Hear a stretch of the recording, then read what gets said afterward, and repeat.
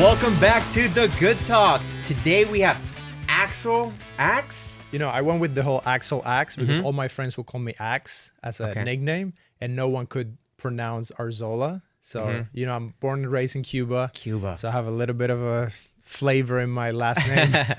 So, hey, give us a little bit of background. We have Axel here on the podcast today. Wait, first of all, what do you think of the studio?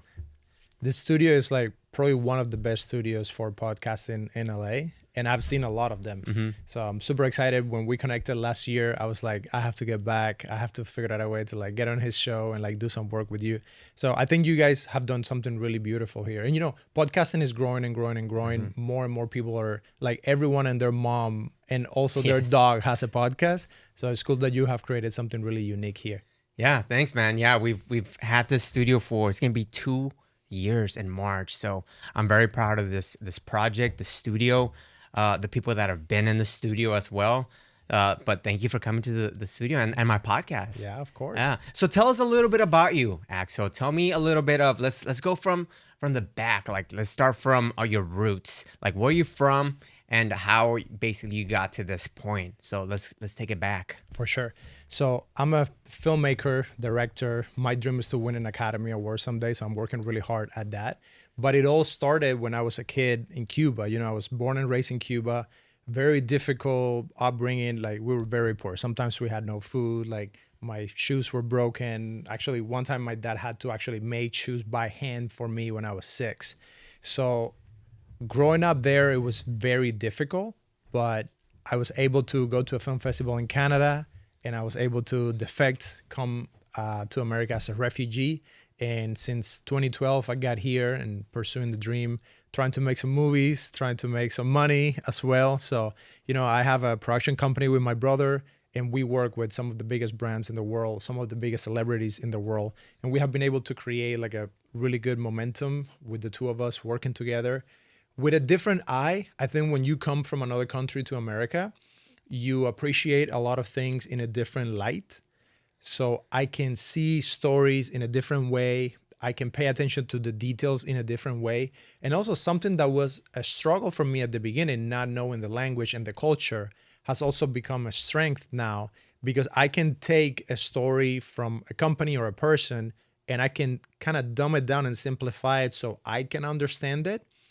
And now I'm able to communicate that to other people. And I think that's one of my superpowers. You know, I can think of a way to communicate something in a very simple way, but also that attracts people's attention and that keeps them engaged. So I love what I do. I love working in media, and that's why I wanted to like connect with you and like come to the show. Yeah, no, it's amazing. And we know we've talked a little bit. So I know a little bit. So I want to get back into, you were born in Cuba. Yeah. And you were raised there until how old? I came to America when I was 21. 21. Yeah. So you, when did you start getting into media content and that type of stuff? So my parents are doctors, and I thought that I was going to be a doctor when I was a kid, but I could not handle blood and wounds and stuff like that. So since I was like 5 or 6, I started watching movies, and I got obsessed with movies and TV. And at the point that I was like 14, 15, I got into computer school, and we had graphic design classes. And when I started learning that, that's when it hooked me that I could actually create the things that I would watch on TV that I love. I could make them on my own. And this was when you were like 5, 6? No, like I started loving movies when I was 5, 6, and I didn't start making stuff until I was like 15, because we didn't have access. Was this like in high school? Or? Yes. Okay, cool. Yes. I went to, it's like in Cuba, they have like trade schools. So I was studying computer science, but it was like, it would be the equivalent to like 10th grade when you start. And that's when I got access to like a computer. And then at church, they had programs, and they would do little like publications, and they needed people to design that. And they would have one camera, you know, like for the whole church, they had one camera. So we would borrow the camera and go out and shoot stuff. So we created like I remember I was a teenager and we created our own version of like an MTV Yeah. style like TV So production this wasn't even like school. This was like at church where you kind of at like church. borrowed the camera and started playing with it, and you're like, man, we can actually do this, Yes. and this could be a potential career. Is that when you started thinking about I that? wasn't even thinking about a career. The thing is that I started acting when I was like 4 or 5, and I would always be in plays and act. And then around the same time that I started to learn about computers and graphic design, the plays got bigger and I started directing the other kids, and we would come up with, you know, we had this Crazy School was the name of our show, but we're mixing, like theater with TV style, watching Friends, and we would watch a lot of, not a lot, we would watch some of the American stuff because we were very censored and we couldn't watch everything. We only had 2 channels on TV and they would play whatever they wanted. So we started mixing theater with TV. And then when I was able to get a hold of the camera, I also love music. So I started doing like little music videos and like, I would rap and like with my friends we'll create music. So growing up in that church actually opened up the possibilities. And I think that's not normal. For most kids growing up in Cuba, you have access to nothing. Yeah. Because I was at the church and it was a pretty large church. They had some type of like programs and things. They wanted kids to like be creative and do stuff. And it definitely marked like a before and after in my life because, I got obsessed with it. Like the moment we started doing that little like TV program, we would stay up until like 1, 2, 3 in the morning trying to figure out how to edit on Sony Vegas. And like one time we even broke the computer, like the whole graphic card burned down because we were pushing the computer too far. And, then I'm a teenager, I'm 17, 18, and I have 200 people doing whatever I wanted them to do for this music video for the church. And it was really incredible. We had the little wheelchair dolly and my friend Damien was like holding the camera. There's another music video we did and we were kids, we're teenagers, but I had a vision. I always had this ability. I can listen to music and I see pictures, I see colors, I see scenes. And the same happens like if I read a script, I can totally see it. And they trust us because I also put in the work. So before they allow me to do the bigger production and they gave me a budget at the church, I spent countless nights like editing and like making things with my own hands there. And this was before we had good computers. Yeah. We were in a third world country. We had barely access to anything, but I was so obsessed. And it was my escape. My life was really shitty. Now that I'm in America and I know what I went through, like sometimes all we had to eat for breakfast was just water and sugar. That was my breakfast a lot of times. So going to the church and being able to create stuff, it was a wonderful escape for me. And I had that ability. I could dream of things that other people wouldn't just think about. So we would take these songs that they would produce at the church, and then I would come up with all of these stories, and I would convince people to, hey, let's go and do this and do that. And, after we did a couple of those and people saw that, oh, these teenagers, they can do some like stuff and get people's emotions to connect with the material, because that at the end of the day, that's what you're trying to do. Like when you're telling any story in any medium, you're trying to connect with someone. And usually what I have found is that if I use my own emotion or memory of something that is true to myself, then whenever I put that into a film or a music video, some other person is going to have some sort of similar memory or emotion that they can relate to. And I started doing that and kind of trusting my crazy ideas, and it worked out. So since like pretty young, you kind of already knew what you wanted to do, and you already kind of seems like you figured it out about like the emotions and making other people feel those emotions through video. It's very young. That's an incredible gift, right? Because like not many people have that growing up. Many people don't know what they want to do growing up. I found out what I wanted to do also like very young in high school, going to this film class that I had, and I knew I wanted to like be a content creator or like be in the film industry, right? So you got lucky with your church to be able to explore this avenue. And so when did you move to the US? So in 2011, I made a film, and through some people that I met there in Cuba, I get invited to a film festival in France. To be able to do that, it was almost a miracle because you're not allowed to leave Cuba or go to other countries.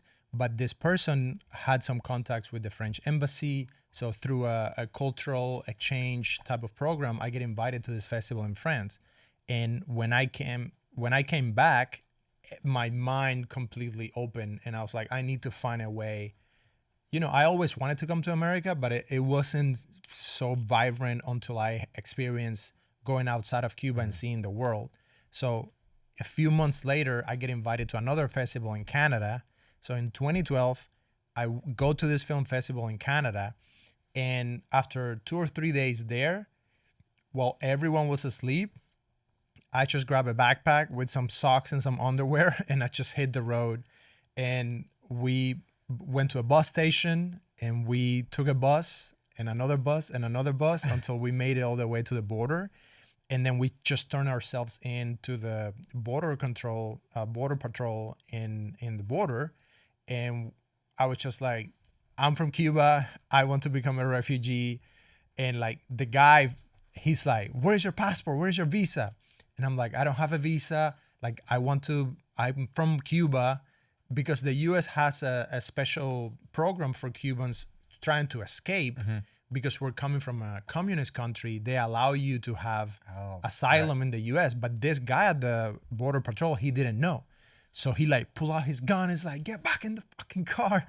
And I'm like so scared. And then eventually we go into the little office, and they start calling people, because this is at a tiny border checkpoint up in New York State, in the border between Canada and the US.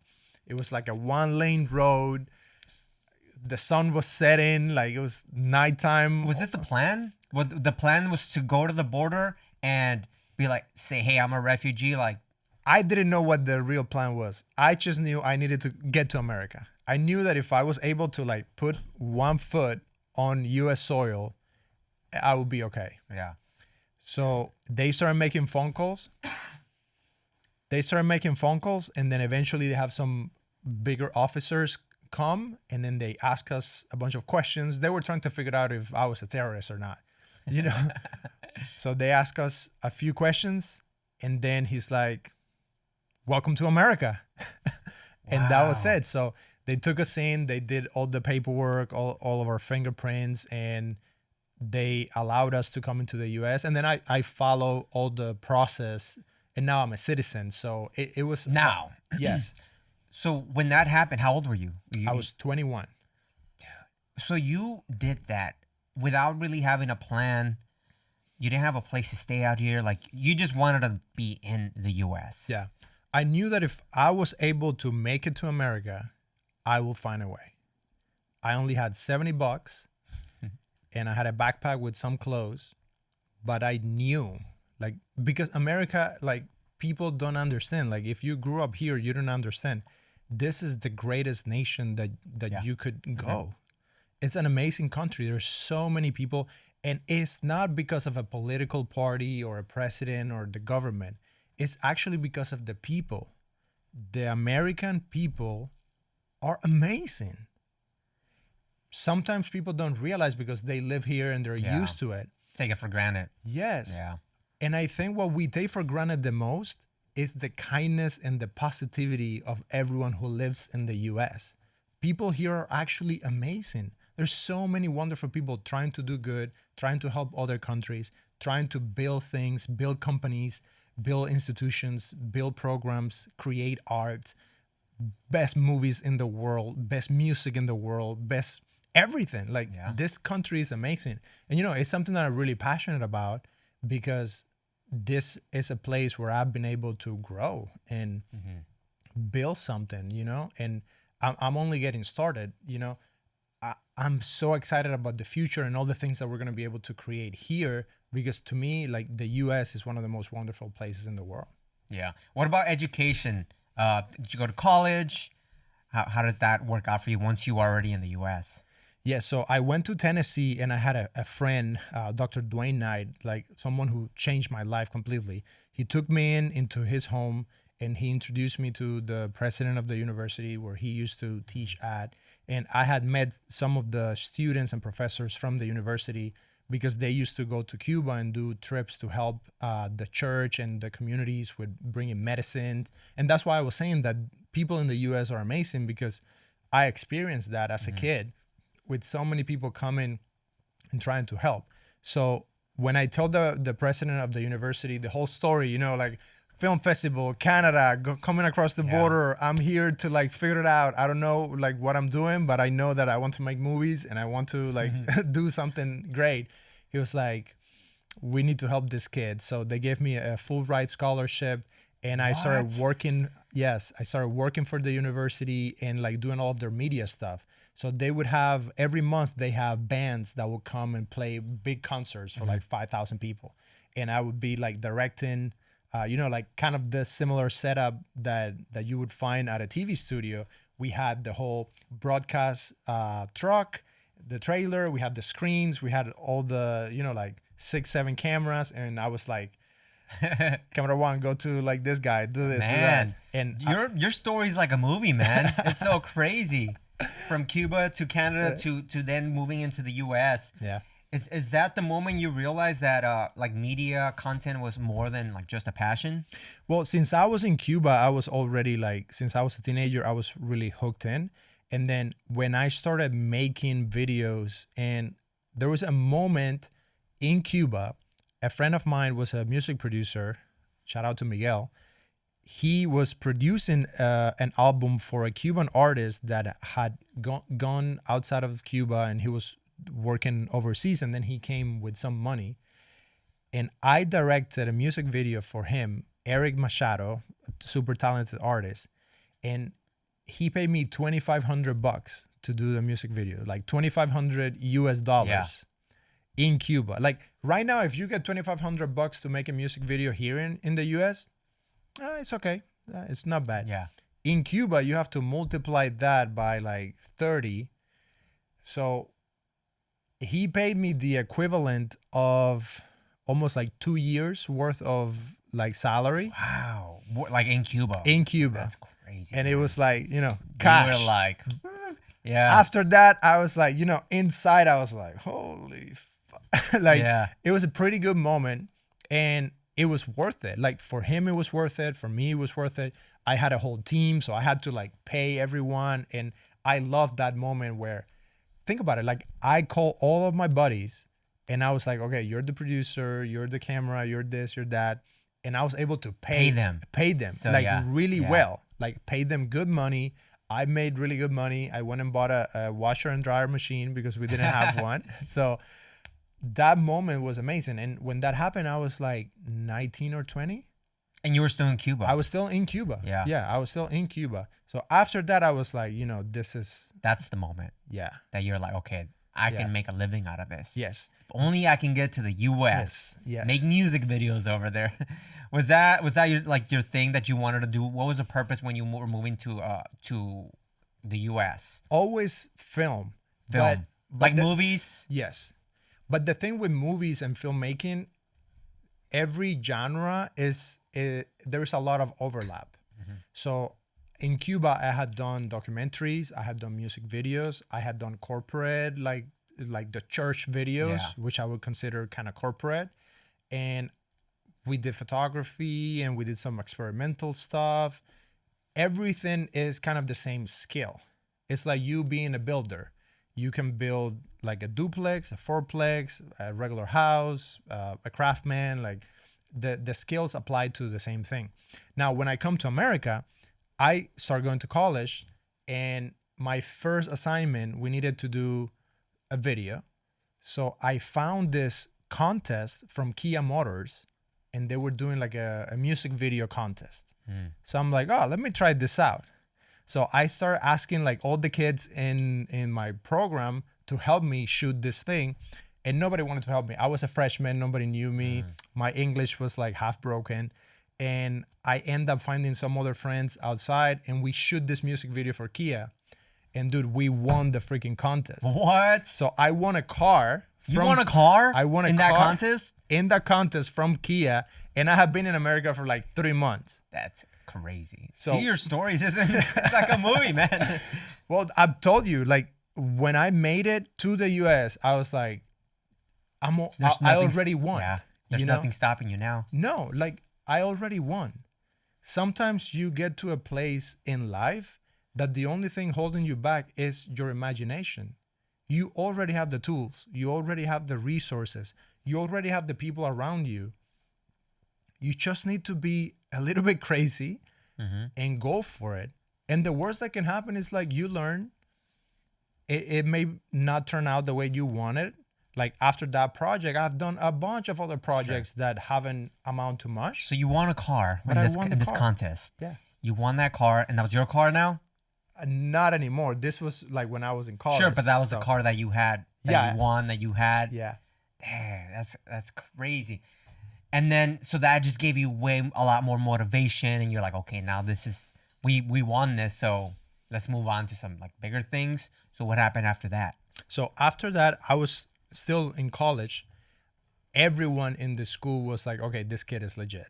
You know, like after that, it was game over. Like whatever project I would come up with, people wanted to be a part You of wanted it. to be part of it, yeah? Yes. Out of that, I was able to get, there's this friend, and she had like someone in her family, they had a company. So they hear the story, and they're like, okay, we need you to make like something for our company. So out of that, I got like a project for like 30 grand to do some commercials for that company. So we went and did that, and I was working with some other friends, and then I'd realized, okay, I need to create my own company. So when I was a sophomore in college, I started Red Axe Media. Red Axe. Yes. And it comes from, you know, all my friends will call me Axe. And I was thinking of like, what's a simple, cool name? And then I had the image of the axe in my head. And then I'm just like, well, the axe is red. So let me look it up. And the domain was available. And I was like, this is it.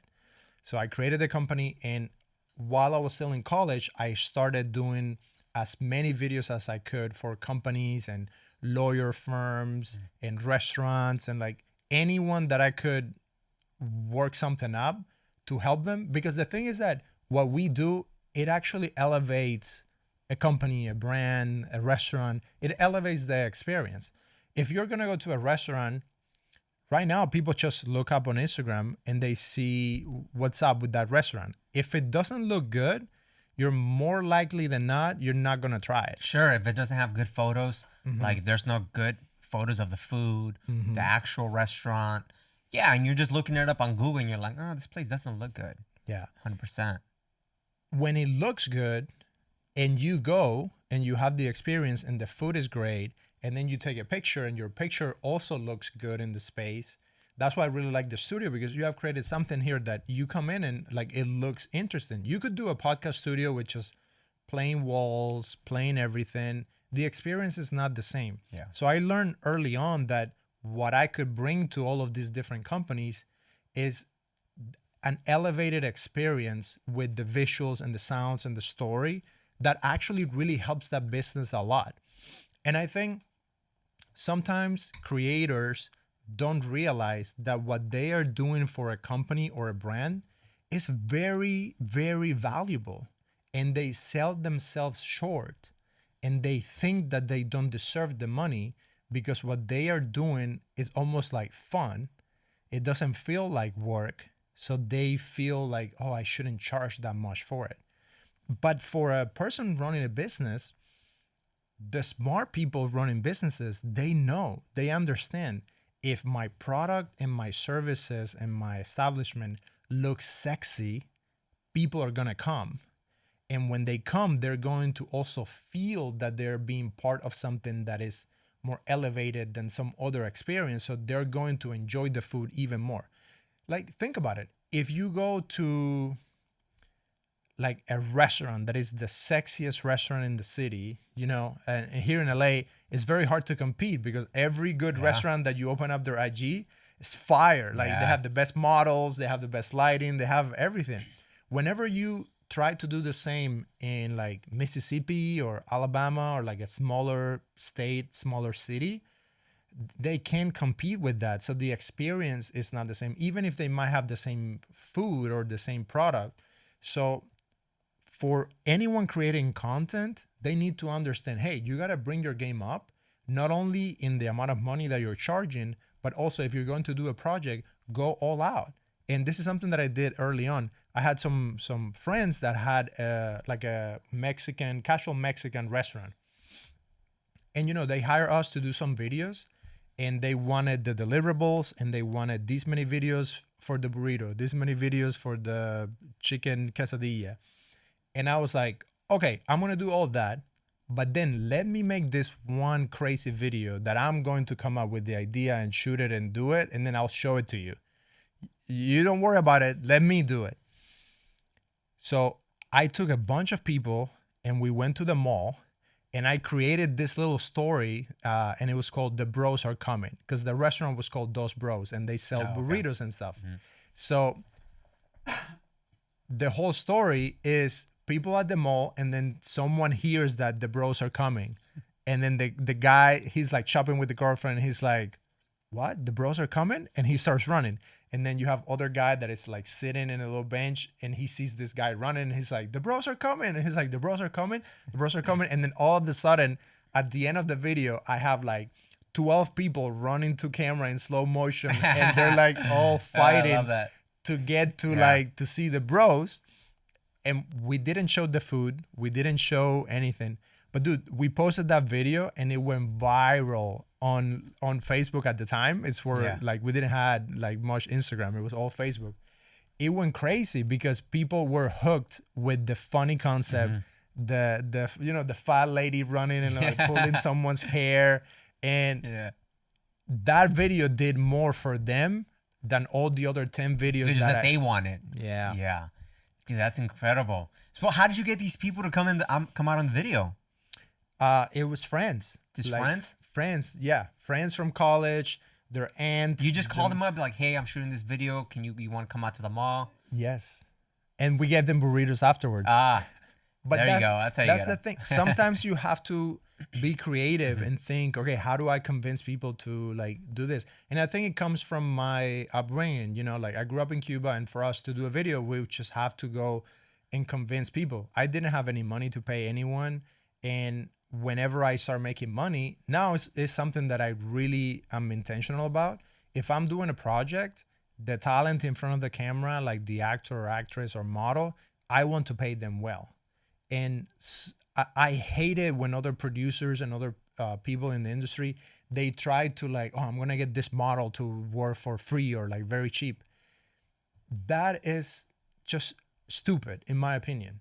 If you're putting together a project, I would pay the most to the talent in front of the camera. Because if you're renting a piece of equipment, and you know, like here in LA, it's really easy to get equipment. But if you're renting like a full decked out red package, it can range anything between $1,000 to $1,500, and then you have your lenses and your lighting. People would pay whatever that is, no questions asked. And then you go to book a model or an actor, and they say, "Oh, my rate is $500," and they're like, "Can you do it for $350? Can you do it for $250? Can you like?" They're trying to squeeze so much out of the talent. For me, it's complete opposite. The opposite. You'd rather pay the talent more and maybe sacrifice a little bit of like the quality, maybe not get a red, but maybe a cheaper camera. 100%. Sure.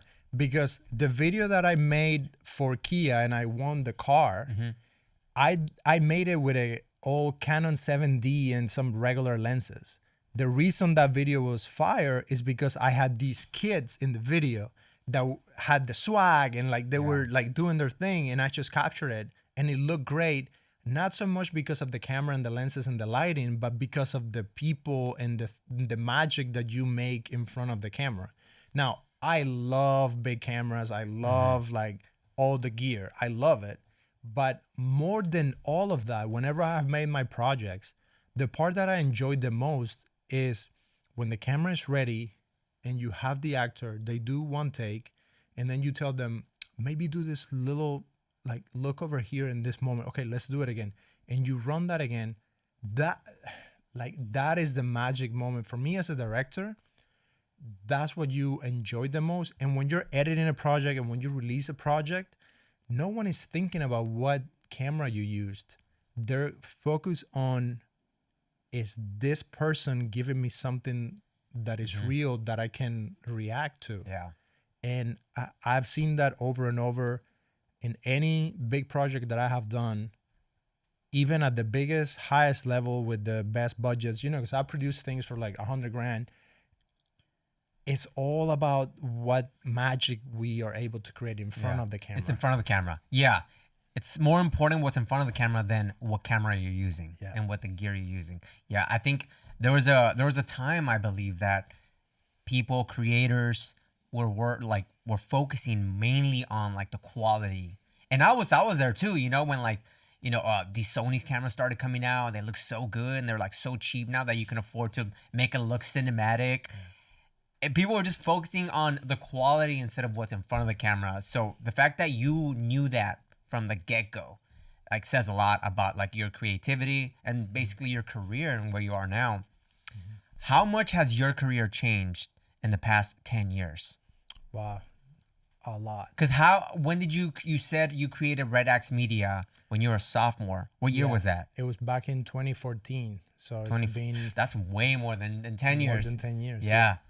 And you're still going with Red Axe Media. So that's... Yeah.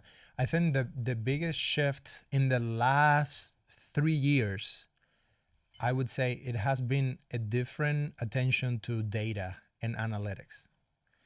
So, in my career, I have progressed where initially it started just from like the raw emotion. Then you get into the craftsmanship and execution. And now I'm at a stage where I'm more in tune with the distribution side, the impact, how is that helping a business if I'm doing a commercial, an artist if I'm doing a music video, or like the reach that we get if we're doing a podcast. And even when I think about my next feature film, I'm already thinking about how I'm going to do the distribution and the business side of it. And I think it's because I have grown, as a person. Yeah. When you're 21, you want to shoot cool stuff. Yeah. When you're 31, you want to make some money so you can buy a house and like have money to like feel safe and not have to work so hard. So whatever stage you are in as a creator, enjoy what you're doing at that moment and get really good at the thing that is calling on your heart at that moment. And don't worry, you will progress and change. So what I would say to people creating, if right now you're young and you're more attracted to how things look or how to record sound in a different way, or with the whole AI thing, how to create like incredible AI graphics and VFX, hone in on that, double down on that. Don't worry about the business too much. When the time is right for you to worry about business, don't worry, you're going to feel it. You're going to realize that that's the need. You already cover all the sexy visual aspects of your creativity, and now you're going to mature into doing business. A lot of the times you have to remember, you will feel inadequate because you're watching so much social media and people are running ads on you. They have an agenda. They are making that content to make you feel that you have a hole, and they are selling the solution. You're being targeted. You are. Yeah. You might not realize it, but you are. Even with organic content, when they're not selling you a product with an ad, you see a creative person create content that makes you feel that you're behind and you need their guidance to like learn and level up. Yeah. And that's fine and that's necessary and very useful, as long as it doesn't mess up your internal like compass of what you want to create and your direction of where you really want to go. For example, with me, I'm not enamored with the whole AI thing. It's really cool. and I see all the videos, and I'm like, for a minute, I was like, oh, I need to learn this. And I would save all the different URLs, and I would try all the different apps and like get started with it. And then I realized, Axel, like your magic sauce is in front of the camera, is actually talking to a human that is nervous and finding a way to like communicate to them so they can perform in a certain way, so you can capture it, so you can tell a story. Don't worry about like that you're not the most technical person with AI. So now what I do whenever I see all that content is I know, okay, that's amazing. I don't have a project right now that needs that crazy VFX. Yeah. If I have one, then I know I can just find someone who has that skill. And that's the other element that I learned this early on when in my career, when I came to America. I realized that you will get further ahead by collaborating with other people rather than competing with the other creators. Trust me, like when I started out in film school, I was like, I'm gonna be the best fucking guy here. Like these kids don't know nothing. Like I'm gonna show them. And then I realized, well, I need cameras. So this kid over here has the cameras. Let me rent them from him. And he would let me rent the cameras for a really, really affordable price. And then I help him with his film, and he would help me get a client and introduce me to someone. And I started doing that with multiple people. And then I realized, dude, most of your projects are going to come from other people that might seem like competition, but in reality, there's plenty for everyone. And filmmaking and what we do is such a collaborative environment that you need other people. Like we were just talking right now, like I was telling you how amazing the studio is. You were telling me about multiple clients, and this client needs some editing. I'm like, oh, maybe we can help because like I have a team, we have editors. But I don't want to compete with you on like building a studio and doing what you do because I'm not interested in that. You're not interested in going in and working with the client and figuring out the ROI and like the funnel and the marketing stuff. I'm interested in that because I'm in that stage in my business that's what I love now. I get excited about that. So find ways to always collaborate and don't think of it as competition. Yeah. What lessons Have you learned throughout your career from film and television that you could apply in today's media landscape? Because things have changed so much, right? Everything's always changing. So what are some things that you've learned over time? I think the most important thing is collaboration and the talent in front of the camera. So when you think about a feature film being released, if you have DiCaprio on the poster, you're most likely going to watch that because you have that person. The same applies to everything that we do. To me, it all starts with the talent, with casting. Even when you're doing podcasts, this podcast is going to be more successful if you have bigger names on it. That's just like... Everyone is trying to sell you on like crazy strategy, and we're going to do this social media trend, and we're going to pad you up with like 15 hashtags, and I have the crazy packaging with the thumbnail. It's all lies. I'm telling you, I have run major like podcast channels. We got to 4 million subscribers when I was running Impact Theory. Everything compounds, but the most important thing is who was the talent. Do people care about what that person has to say? So I would say that's the main thing. So if you're trying to make a music video, try to find the artist with the highest amount of reach that you can find, and then do a music video for that artist. If you're trying to go into podcasting, the fastest way that you're going to grow your podcast is to bring on other people who have an audience already. So many people want to be unique and different. And I run into this issue sometimes with people that they want to launch a podcast and they want to tell the story of the person off the street that is so unique. Wrong. It's going to fail. You need to flip that upside down. Go and find the person that already has the audience and the attention, and then tell a unique side of their story within that. But you have to start with the attention first. It doesn't matter how hard you work, if you're going against the market and against the audience and what they want to see, it's very difficult to break through because there's so much noise right now. So you need to grab people's attention and then make sure you honor that attention and hold them. So in today's landscape, what type of content separates content that performs to content that gets ignored? That's very smart. That's a very smart question. So, depending on the platform that you're trying to build, let's take YouTube as an example. If you're trying to flex and like show off how smart you are, it doesn't work that well. People can sense that and they move on. When you look at Instagram, for example, it's different. There you got to flex a little bit because it's short. So you grab the attention and then you wrap it in a little bow and the video is over within 30 seconds.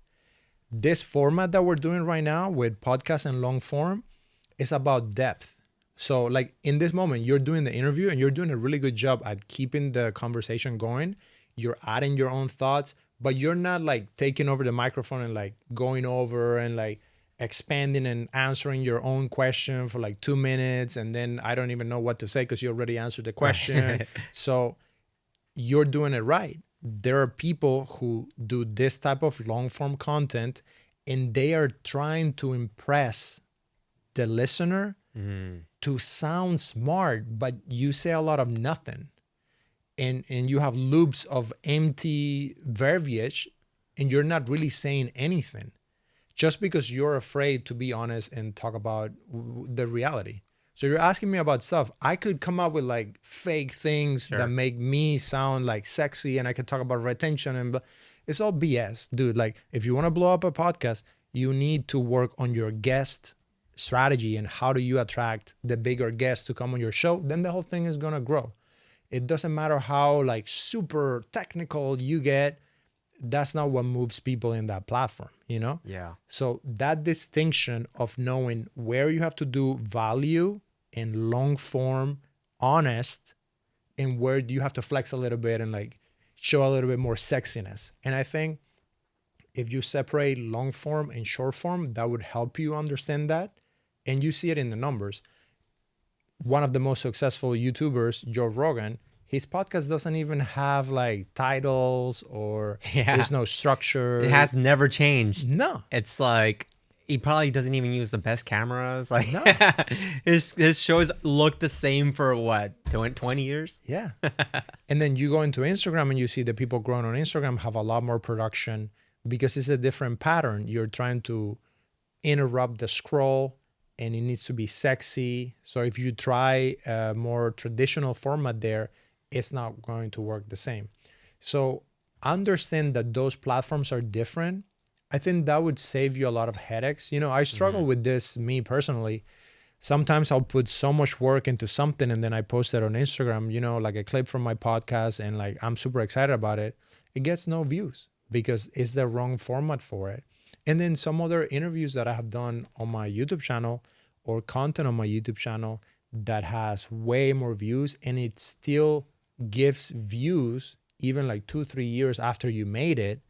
So I'm lately more interested in that, but I'm human, you know, like I open my Instagram and I see everyone having a sexy life and I'm like, I want that too. So then I want to create something there and it's kind of deflating because you create something and it doesn't get the attention that you thought. But I think being intentional with the type of content that you honestly want to make and how does that connect to your goals long term, which is difficult. Like we're all trying to figure that out. Yeah. What do you think most brands are getting wrong with their content strategy like nowadays? Brands are obsessed with features and shoving the product in people's faces, and we all hate that. And I understand why. We don't want to be sold. Like we don't want to be sold to, right? Yes. I think that's brands have a structure that makes the last step the creation. So they start with their goals, like yearly goals, quarterly goals, the OKR, KPIs, the process, the system, the hierarchy, the meeting, the kickoff meeting, the next meeting, the project manager, the tracking. Then it gets to like the person posting on social media. Then it gets to the person talking about the brand deals. Then it gets to the creator. So there's so much dilution of intent in that whole ladder. So the brands that do it properly, they bring the creator higher up.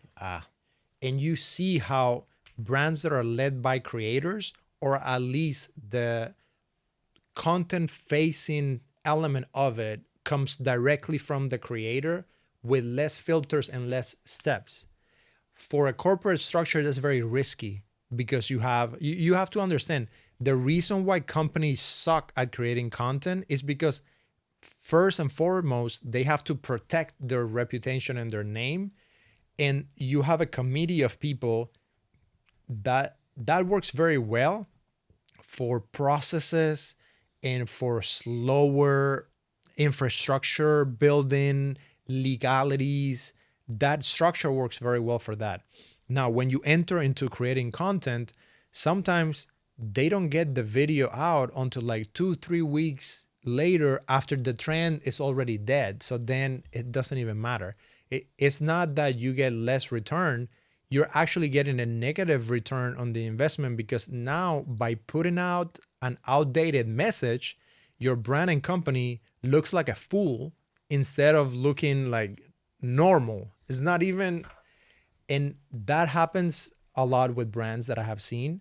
The brands that do it right, they bring the creator higher up in the decision-making tree and they give them some more freedom. So I think we're going to see a lot more creators partnering up with business people.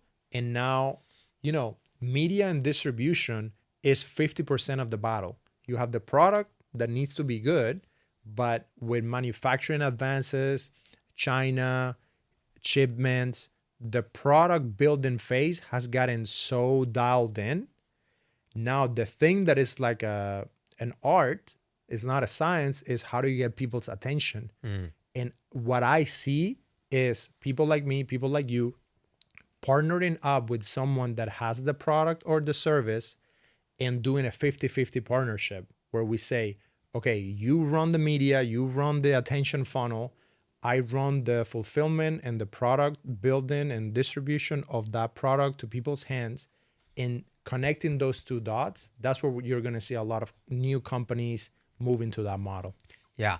You might have already answered this next question, but I'm still gonna, I just want to see what you have to say. How do you turn content into revenue rather than just like views? Because, people just create content and then you just get views. You might only get like a couple views. Even if you get like a lot of views, that doesn't necessarily mean you're getting revenue from that. So how would you turn that from just views into actual revenue? That's a really good question. And I would reframe it even more. How do you turn content into authority? Because authority will bring the revenue. When you think about shoes, who do you think of? Nike, this is like the big brands. That's what I think of. Yes. And when you think about Nike, what comes to mind? Their slogan, just do it. Action, people are running. That's what it comes to mind. Yeah. See, so they never told you that we make the best shoes. We have the best shoe technology. Sure. Yeah. No, they're just over and over, just do it. And it's connected to an emotion that if you feel that emotion of just do it, you're going to get up and go do it and use that product. Now, we all know that Nike is like the GOAT in shoes because that they know that they are the best. So they have that authority and they pair themselves and they do brand positioning by going and finding the athletes who are the best in the world at that. And then you do that pairing. And now okay, Nike is the GOAT because they have LeBron and they have the top person. The authority, yeah. So that's what they did. They didn't tell you how much the shoe cost. Because if you build authority, price is irrelevant. So if you're creating content, first and foremost, build authority for your brand and your service, then the pricing will take care of itself. Because do you want to use, like right now you're using this mic. This is Sennheiser SMB7, right? Sure. Why do you have this mic? It's one of the best mics in the market for podcasting. That's why. right? Yeah. So you don't really care that much. These mics go for like $500. Yeah, roughly. If it was 600 or 700, eventually you're gonna end up buying it. Yeah. If it was 1500, eventually you're gonna end up buying it. Why? Because you want to have the best microphone that there is to do your show. That's the same with all of services, all of products. We as humans, we want the best. Even if we cannot achieve it, we aspire to have the best. So then the other companies just settle for second place, third place, but they don't even want to be second place or third place. So whenever you're making content, what can you do so that content makes people think that you are the best of whatever it is that you're doing? Then they will come and see the different offer that you have, the pricing, they will figure it out. That's more on the sales side of things. And a lot of companies have this problem where they have sales and marketing and they want it to be the same. And they need to realize these are two separate skills. So if you have no marketing, no one is going to come so you can make a sale.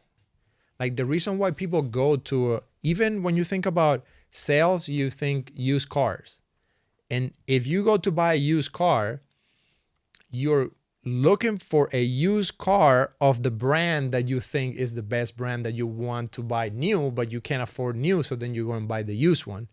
So that guy is selling you on something that you're already pre-sold on, because the brand like Mercedes has done this entire like decade-long process of selling you that they are the best. And I think that's how people can win at content. It just requires you to understand that it's a long-term like process you're getting into. Like Nike didn't become Nike in 6 months, and everyone is obsessed with having like that quick. Yeah. Especially now, like in today's modern day, everyone wants the quick, fast with everything, right? Like fitness, like content, they want everything fast. Yeah. And it's a process. Yes. It's a process. And the more you interview successful people, you're going to realize it's a process. They have been doing it for so long. Now it seems like so easy, but they have done it 100 times. And that's why now it looks flawless. And I wish I could do it like them, but it took them a long time. Even like in this conversation, you're taking me back to like 14 years ago. Like 14 years ago, I wasn't even thinking that I was going to be here and doing this podcast. Now, if I had been doing this 14 months ago and I come here and I talk to you, I wouldn't know nothing. Like I wouldn't have all the experiences that I have. Yeah. So, and Sus, I struggle with this because I'm a high achiever. So like I wake up every day and I'm like, fuck, like I don't have what I want. Like I haven't done anything. But you also have to be kind with yourself and sit down and say, hey, you have accomplished things. Mm-hmm. And this is something that this year I started a mentorship with Ike, from Ike's Sandwiches. Oh, yeah. Yeah. Ike, good sandwiches. Yeah, great sandwiches. Yeah. But I didn't know that the guy was crazy, but in a good way. So I met Ike at this event and then I joined his mentorship program. And the guy doesn't talk at all about operations or how to run businesses or how to like open more restaurants. I thought, I'm going to join this mentorship and I'm going to learn operations and scaling and raising money and like leading people. His entire ethos is around you being able to understand that you're going from 0 to 100 and you're somewhere in that level. You have to realize at what number are you? Even if you're at 5, hey, that's 5 steps in. So give yourself credit for those 5 steps. And when you do that, your reptilian brain that you're so like concerned with survival is going to calm down and be like, okay, we're good. Like we are level 5, but we have a plan. We know where we're going. We're safe. But it takes time to remind yourself. Another thing that I do is I made posters of all my films and I have the posters. And it's not to brag. is to remind myself, hey, you did it.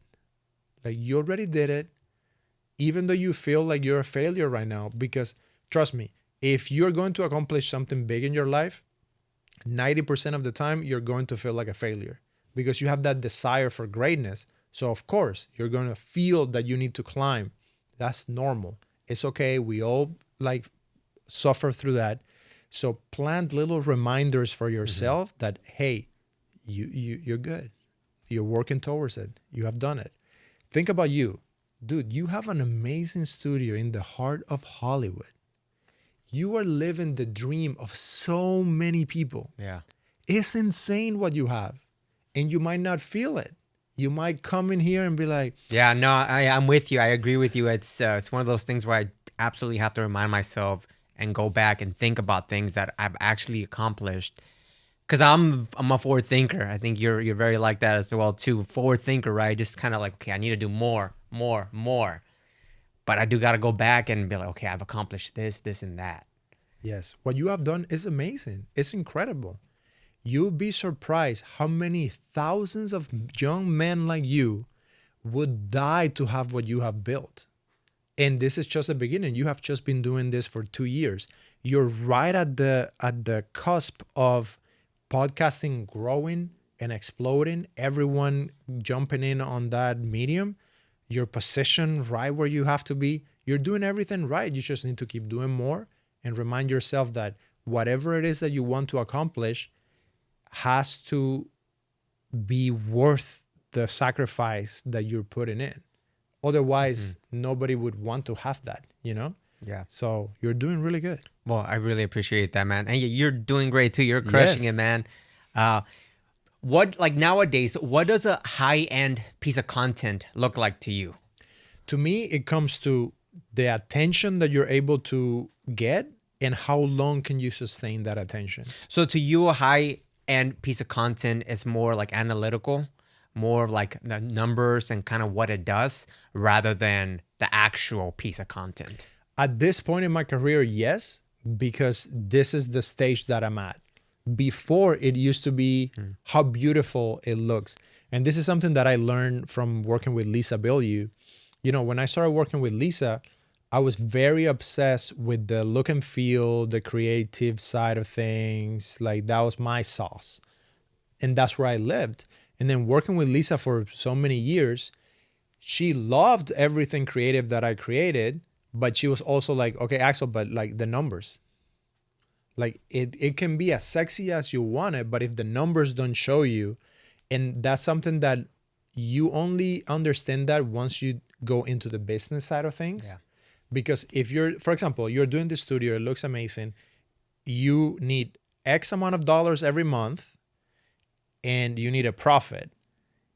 You could run it on the red for how long you're able to run it, but at some point, if it's not bringing enough money, you're gonna have to close the shop.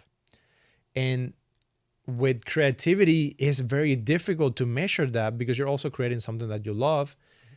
So I would try to be smart about how many things can you stack on your favor so you can keep doing the creative thing that you want to do and be able to expand on the aesthetics and the beauty of it. Like I'll give you another example. So we did a project for Chris Williamson. Chris Williamson has one of the best podcasts in the game. And I was having dinner with him and I told Chris, man, like I just want to say, like, I really appreciate how much you put into the show and making it beautiful. He does. Because I know that you're losing money and I know it doesn't make any sense to spend like the amount of money that you spend on making the show, but I appreciate it as a filmmaker, as a person, that you are, you know, losing money to make something beautiful. And he was like, yeah, man, that's like, he's very like nonchalant about it. He's like, yeah, man, that's what we do. It like, it has to be beautiful. So I really appreciate that. And I think you have to take certain projects in your life and make them just about the creative side of things. So even if it loses money, you do it for the love of the creation. And then you have other projects that you do it strictly to make money. So for example, like right now, I know you're doing this because you love doing this. Otherwise, you wouldn't have the show, you wouldn't have the studio. So this video on YouTube realistically is gonna make no money because I'm Right. not famous yet. But this friendship, this relationship, this time that we're spending together, this effort that we're putting into this, there's ripples and things are gonna come out of this that you can't really monetize, and you will find ways that that content, looking back, you're gonna see, oh, I did that interview with Axel, then we did this project, then we ended up going to this place and we met this person and this happened and this happened. So 100% hands down, I can say for me, podcasting and working in podcasting has changed my life and has given me beautiful friendships and connections with people that I would have never dreamed of. So it's worth it. Yes. Now, try to keep the numbers in there. Like if you can do all that and then also make a shit ton of money, even better. That's the goal. Yeah. So that's what we're after. And you have to understand also, a lot of the people that you look up to have different access that you might not have. So I was lucky enough that I was able to work for Tom and Lisa Bilyeu. Yeah. They sold a company for $1 billion and then they went and created a media studio. That's very different from you and I. You know, they went and spent almost a decade building this other company, and they had an exit and they had whatever amounts of money like you could think of, and then they went and did this other thing over here. So they could afford to do that. And they were the most critical about how we spend the budget, and they wanted the shows to be profitable. Even though they had 100 times more money that I could dream of, they were also trying to make it work as a business. And that's something that I learned working with them, that now I put into like all the projects that I do. So what's the process like when you're working with a client? For example, like Tom and Lisa, right? For their show. What was that process like and your experience with them? So with Tom and Lisa, I was like the creative director for like the show. So it was all in every day, all day, like very intense. Full time. Yeah, full time, very intensive, very focused on data. So we started every morning with a data meeting. We would look at everything that we were building, all the reports, very systematized. And then we'll create the content with a lot of influence from what we saw on the data from YouTube, from the channel, from other channels. We had a large team of people, so it was very involved. Now that I have my own production company and I work with multiple clients, whenever I'm working with a podcast client, it all starts with the authority piece that we talked about. Mm-hmm. So if you're making a large show and you have like hundreds of thousands of subscribers and you're playing a more mainstream like game, you want the highest amount of views and reach possible, because the way that you make your money is by monetizing with the brand deals, with the ads that you place in, with the brand deals where you will create content and other partnerships with other brands, and then with the AdSense revenue that you get from YouTube.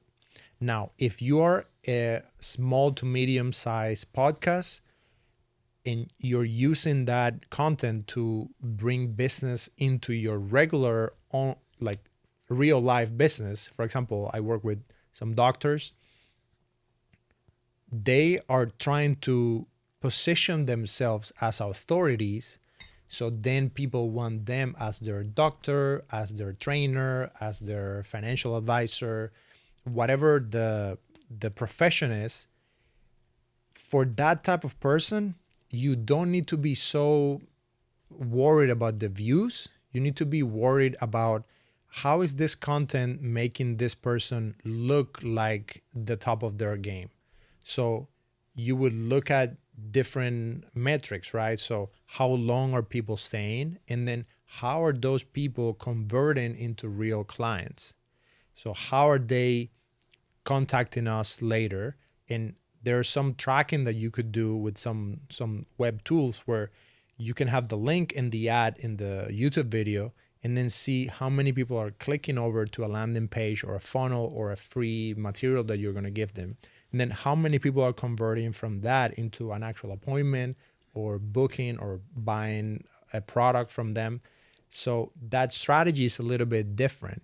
You don't need the same amount of views, but you do need to connect that to the revenue of the business. And it's difficult for someone as a creator to understand that unless you get into the weeds of how a customer comes through the door, how much money they spend, how long do they stay with us, and what's the value of that for the company as a whole.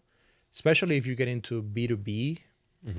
So right now I have a client that we're exploring that. For them, the podcast could get 25 views. Like an episode could get 25 views.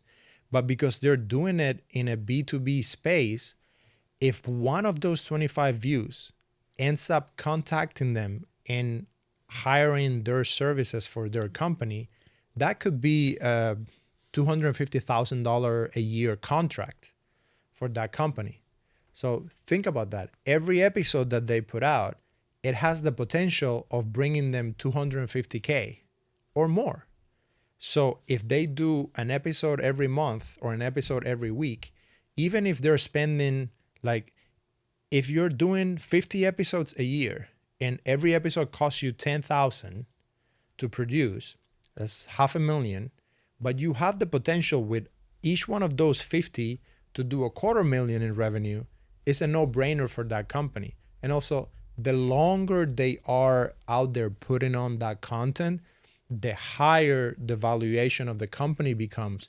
Because a lot of companies, and I told you off screen that I've been learning a lot more about investment funds and private equity and venture capital. You're doing a lot of these companies because you want an exit later. And right now, one of my good friends, Manav, he has a new company where we utilize the power of influencers with a system to help tech companies blow up. So especially in tech, let's say you start a company, you're a founder, and you know that content could help you. That content could help you so much that you could probably increase the valuation of that startup in a year or 2 years to 10 or 20x what you would raise for that startup if it's only doing the technical side and no media, no content presence, nothing. And that's what you're seeing. Dude, why do you think Elon Musk went so hard on Twitter? Like, the investment of time that he's doing, it is going to pay off so many multiples in like a decade. It's insane. There's no electric car company that can even get close to the amount of reach and awareness that he has. And you also see it with the president. You could probably say that Trump won the election because he went and did the right amount of podcast guests. And you saw it in the election. It was like a landslide. It was crazy. Because like I watched like a couple episodes just to see like what's up. And now I was like, okay, it makes sense. Like, with all his crazy stuff, it kind of makes sense what he's saying, you know? And then with the other candidate, I couldn't even find the interview. Like, she didn't go on any show that I would, oh yeah, I want to watch that. And it's insane when you think about it. When you think about that, the future of the election of the United States, you could say that it was decided because of the media appearances of a candidate on shows just like this one. Like, Joe Rogan has the same mics, he has the table, the 3 cameras. That is insane. And if you're not paying attention to that new wave of media creation, your competitor is going to pay attention to that. If you're a business and you're not looking into how do you utilize podcasting to bring you more revenue, it's not that you're going to slow down. Your competitor is going to leave you in the dust. Yeah. So any business owner, especially founders and people in tech right now, you need to pay extreme attention to what your media plan is and how you're creating content to capture people's attention. Because if you don't do it, I guarantee you, I'm already talking to companies and they're already hiring my company to do that for them. So we're going to beat you. Like, if you don't do it, you're going to be left behind. Yeah. So with that said, how do small companies compete against the big companies with content? Really good question. So when you think about the space right now, the intentionality of it matters more than the execution.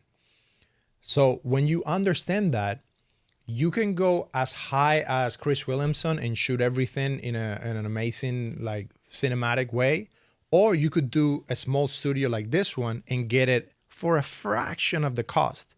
But because you have the intention, you can get it done. There are no excuses anymore. It doesn't matter like if you're a big, small, medium company. I have worked for big companies that didn't want to pay attention to that and they have the resources. So if you're a small company, search in your area, what podcast studio can I use? Like this is a perfect example. You're right here in the middle of the city. You could have 20 businesses create weekly shows here and you still have capacity. So those businesses, they just need to get in touch with a small studio like this one. They just need to get in touch with someone like me. I can set them up with a system so they don't have to worry about what am I posting, when, how is the edit, like the footage, like all of that complex thing that used to be super expensive before. Now you could do it for a fraction of the cost. There are companies that want to go and pay $25,000 to get a billboard for 2 months. You take that $25,000 and you put it into podcast and video content, you're going to create 10 times more content Yeah. that is going to live out there on the internet and you can repurpose it for 3 years. So the return on investment is like a no-brainer for anyone that has a small business. Start a podcast, start creating content, direct to camera. It's so easy. What platforms do you think people or companies, brands should focus on right now? If you're running a direct to consumer product focused company, you need to be on TikTok. Forget about the other apps. Just go hard on TikTok. Do a mix of organic with paid ads. Really easy to dominate there because brands are still afraid of TikTok. You have a lot of creator and people like doing their own stuff, but brands as a whole, they're still afraid of it. They don't understand it. So that's what I would do. Now, if you're doing a service-based business, education is your go-to. So then, For example, like I'm a service-based business. yes, So for me, you would say do educational content, educational. Yes. like So, education about podcasting, video Correct. production, that type of stuff. yes, 100%. Like this episode is a great example. Like this episode, you can frame it around how to use a podcast for your business. Like there's a lot of good Sure. 7-minute clips that you can pull from here to create like 4 or 5 different videos with different thumbnails and run that on YouTube. And then you can also have that on your website. And then the good play for the service is YouTube is your long-term, long content bucket. And then you take the clips from that long form and put it over on Instagram. And then you can run organic and also run ads that bring them back to your website where they can see the longer form. And there you're building authority. All of the people that come here and that are your clients, whether you think about it or not, they see you on the feed. Like I see you on my feed. I see like when you had John Cena on and I was like liking it and like, oh, that's so cool. Just that keeps you top of mind. So if you're a service-based company, keep top of mind, keep showing what you're doing. It takes a few times for someone to see you before they buy from you. That doesn't mean that you should give up. So you need to keep putting content out there. That's the reason I have my podcast. You have your podcast. It's a huge source of new, fresh content that you can repurpose all the time. It's just difficult. Like it's annoying. It's a process. And that's why you and I have a business, because we take care of that for companies and we make it easy for them so they don't have to even think about it. And how can you future-proof content? How can you make it evergreen? So it comes from the packaging and how you're thinking about in this case, the interview, and filming with the most open-ended concept as possible. So a lot of companies want to do content for a sale that they're going to run on Black Friday. With that in mind, how can you shoot a concept that is creative enough that it doesn't require to have the Black Friday copy on it, and then you can just repurpose it? So when you think about Coca-Cola, Coca-Cola in ads, they never tell you like how much sugar is in the beverage. They never tell you like how quickly you can get it. It's always about a feeling. You see a Coca-Cola ad and it's always about either family or like Yeah. happiness or like cozy. Even during Christmas, like they sell so much of that. I would never even think of like, oh, I want a cold Coca-Cola during Christmas. But now they have like the Santa and all that. They have the polar bears, and there's like with like the dad, the kid, like Yeah. yeah, they get you. Yeah, see, you're even smiling just Yeah. thinking about the polar bears. So that is content that it doesn't matter how many times you see that commercial, you still like it. And it's not tied to a sale. It's not tied to like buy this at this price. If you're going to invest a lot of money creating high quality assets for your company, invest on a concept that is evergreen for any type of sales situation and connected to a feeling. When you connect it to a feeling, trust me, you're always going to be able to utilize that. Yeah. What do you think the future of content looks like with AI now being a big part of our industry? My prediction is that we're going to end up somewhere in the middle. This idea that you're going to type something and AI is going to whip a full movie for you, I think that's just, we're not interested in that. But at the same time, AI is changing how we produce a lot of the content. So we're going to have a mix in the middle. You're going to have people like you and me who know how to tell stories and how to create cool content and cool concepts. We're going to use AI as a tool to be able to make more content faster, better. So you definitely have to pay attention to it. You don't have to be afraid about it. But it's just like VFX. The guys that are amazing at creating VFX, they might not know how to talk to someone in front of the camera so they can be relaxed and they can perform. And the guy that knows how to do that might not know how to do the technical side to do the VFX. So you're going to have a space for everyone. People in the news and in social media, they're going to sell you on fear and on FOMO. I think, you have to tone that down a little bit. It's not as sexy. Like I could say right now, if I'd said, oh, AI is going to take over everything and blah, blah, blah, blah, blah, you would get a better clip. But I don't believe that that's the reality. We're not going to go that far. Yeah. Yeah, AI is crazy. I also don't think that it's gonna replace our jobs or what we do, right? It just can't be as creative, I think, as we could be. But what motivates you now? Like, what keeps you going? That's a really good question. It depends on the day, to be honest.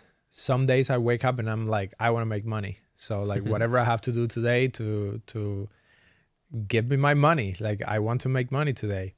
And some other days I'm very inspired by a story. I have stories that I want to tell. I have concepts and ideas in my head, and I go out for walks in Hollywood and I see characters and I see people, and that inspires me to like sit down and try to write something that I want to shoot. And then I'm also inspired by people, by friends, people that you meet. Thanks to the job that we do, no day is the same. Right. Yeah. Every day you meet a different person and everyone is building something. So I'm very inspired by people.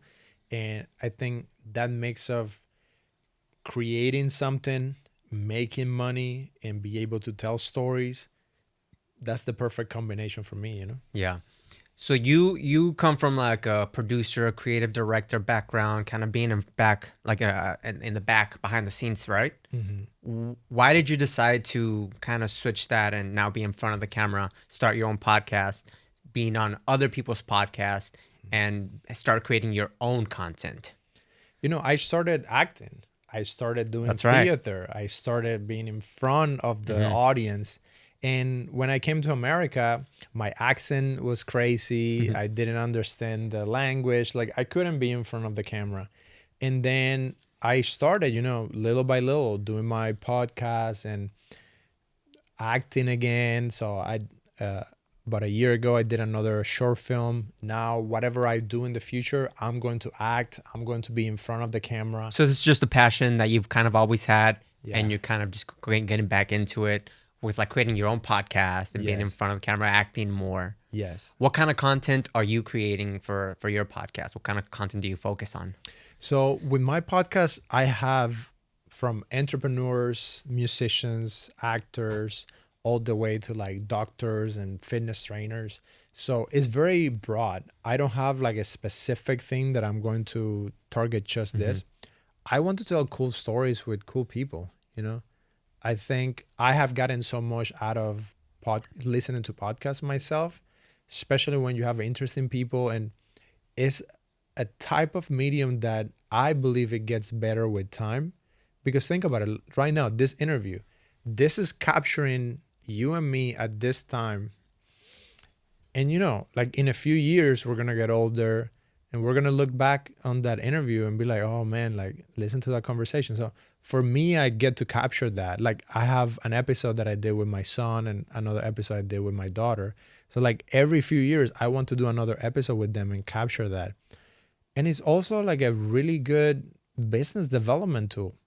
Like you get closer to people by speaking. At least that's how I work, because like communication is one of my like strength.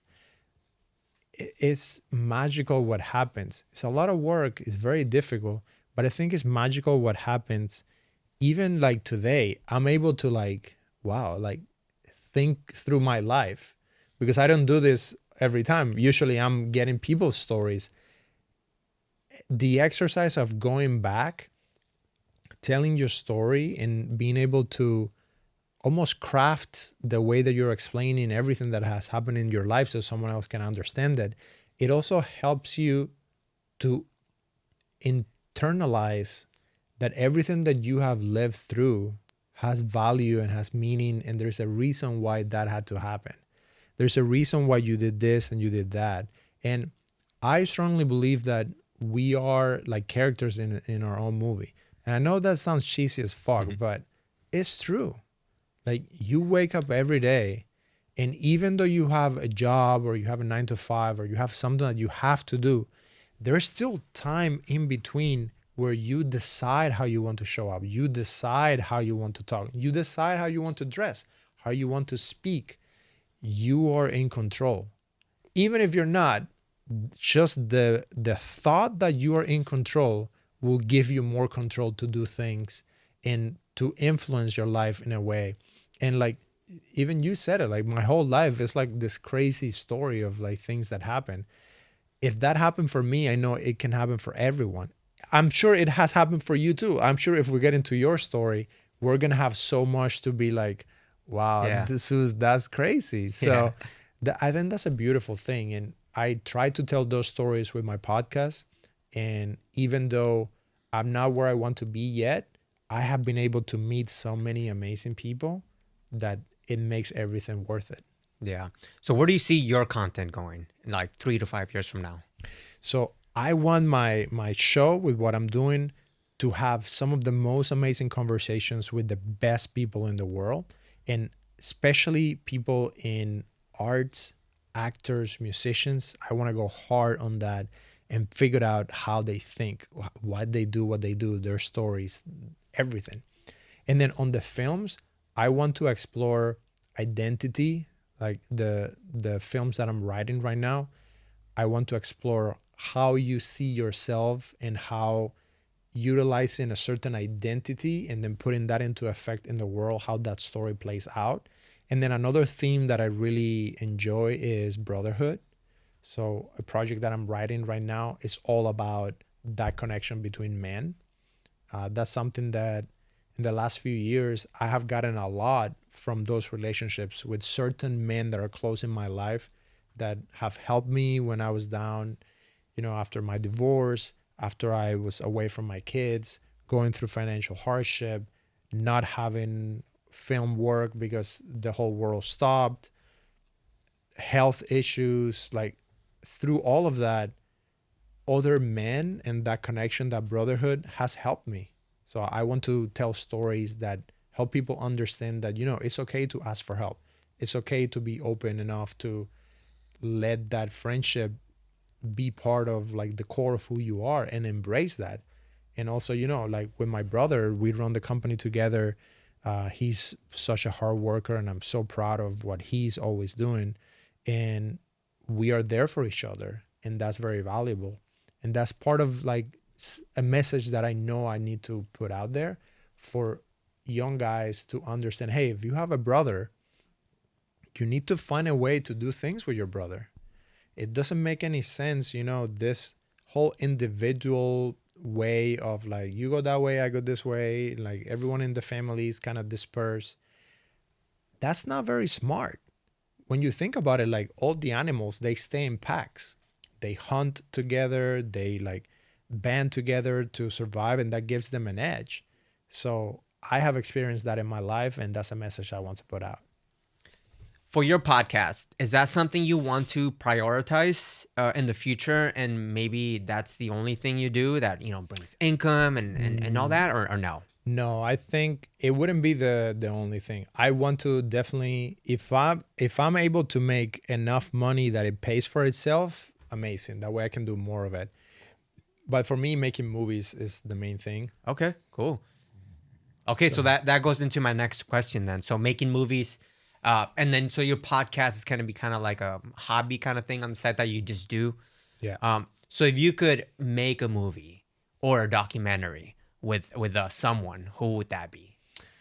Oof, Like an actor, That's a tough question. I would or a documentary of someone. Who would you choose? Yeah, for film, I think I would love to work with Tom Hanks. I think that's one of my favorite actors. His work is just incredible. For documentary,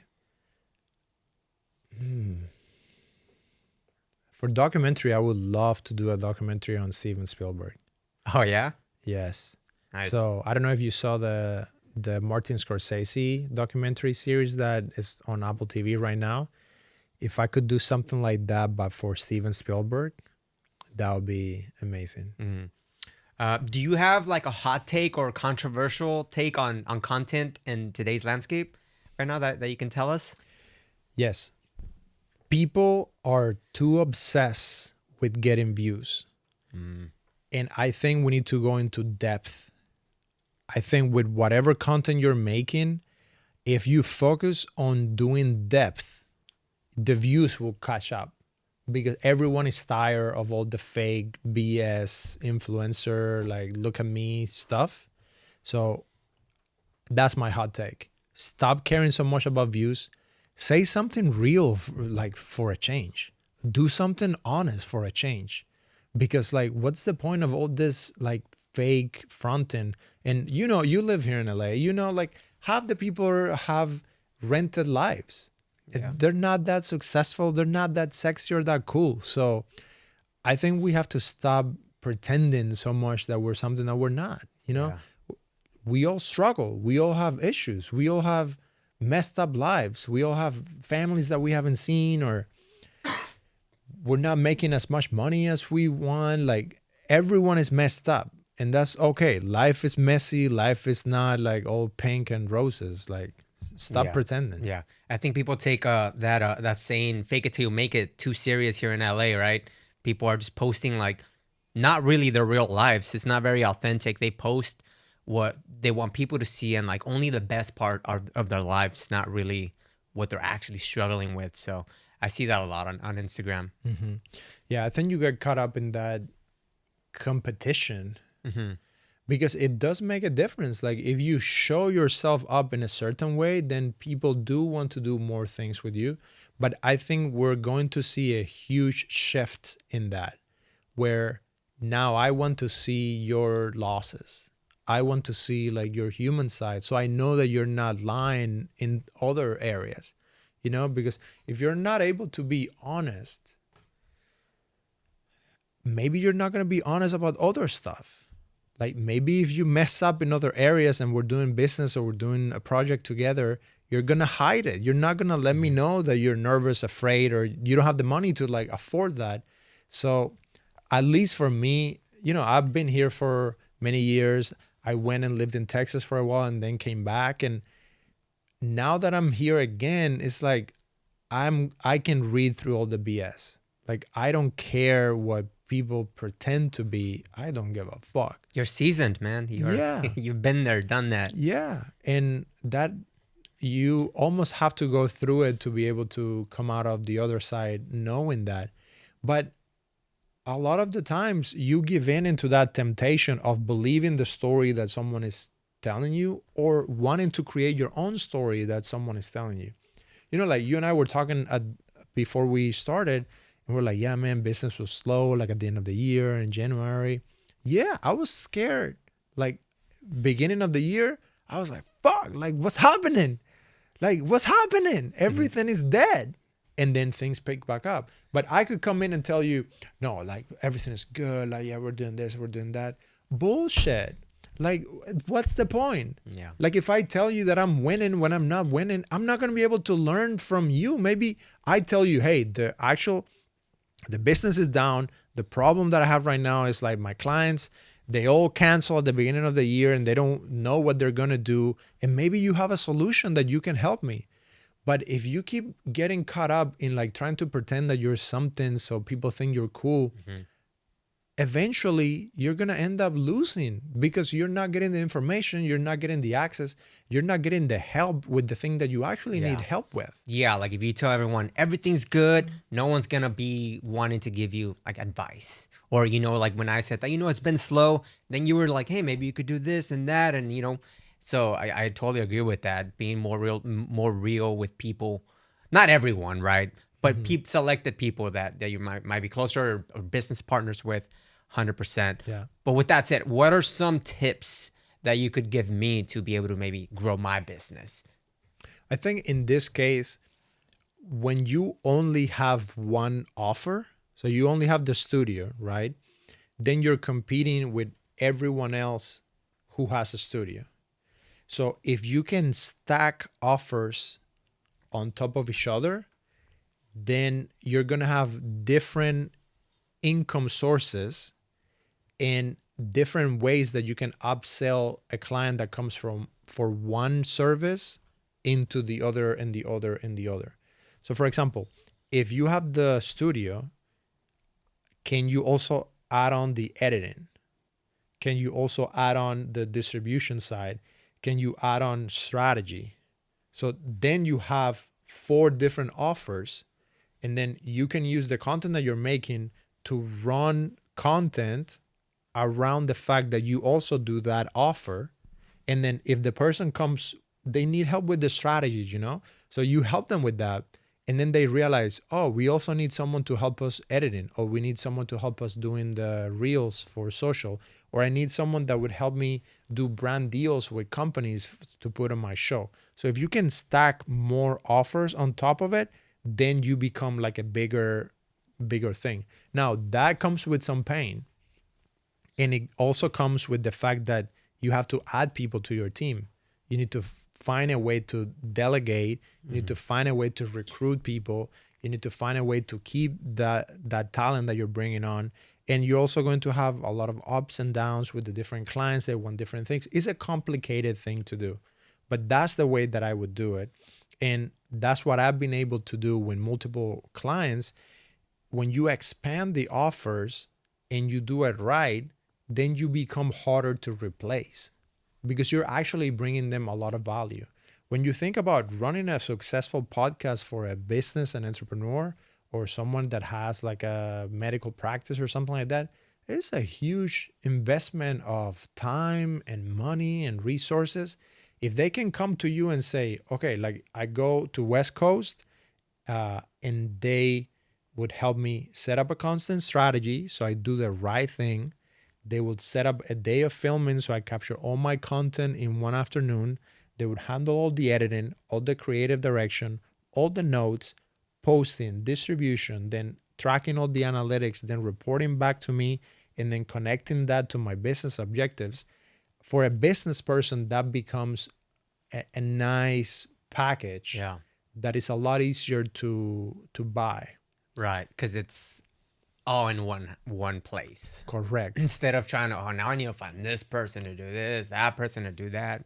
Yes. Yeah. Because when you think about it, cameras are cheaper, microphones are cheaper, the editing software is cheaper, the computers are cheaper, the labor has gotten cheaper because we have so many editors from overseas. Posting is free, but at the end of the day, you need someone to encapsulate that whole thing. And you have magnitudes of efficiency when you run the whole operation. So like in my case, we have a full built project management platform.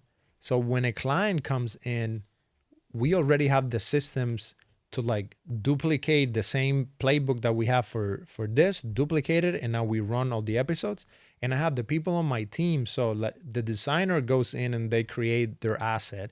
The editor goes in and grabs the footage and creates a line cut. The trailer editor comes in and grabs that and creates the trailer. Then I have someone that takes all of that together and uploads, and it's clockwork. It's a system. So selling a client a system-based content engine, that's what I do. Yeah. And that is a beautiful thing to see, because I work with very busy people that are celebrities. They have a lot of things on their calendar. They can go to sleep knowing that, hey, when that Tuesday comes around, the episode is going to be there. The trailer is fired. The thumbnail is ready. All the stuff is taken care of. That's beautiful. Yeah. Is there any projects that you're working on now? So right now we're going to Israel next month. We're going to be filming a suite of like high-end videos for one of our clients there. So I'm super excited about that. I've never been to Israel before. So we're going to go there for about a week. And then we have some projects in San Francisco when I get back. So that's on the like the commercial side of things. And then with my brother, we're working on a feature film script to shoot a film later in the fall. So I'm really excited about that. And, you know, continuing doing my podcast and like going on a few other podcasts. This is my first podcast appearance of this year. So I'm really excited about this. Well, dude, thanks for coming to the podcast. Where can people find you? Your Instagram or website, your media company? Yeah, if you go to redaxmedia.com, there you can see all of our projects. And then I'm Axel Ax on YouTube, Instagram. Those are my main sources. Awesome. Well, go check out Axel and his media company. Dude, thanks again for coming to the studio. And let's kick ass in 2026. Let's do it. All right. Thanks, man.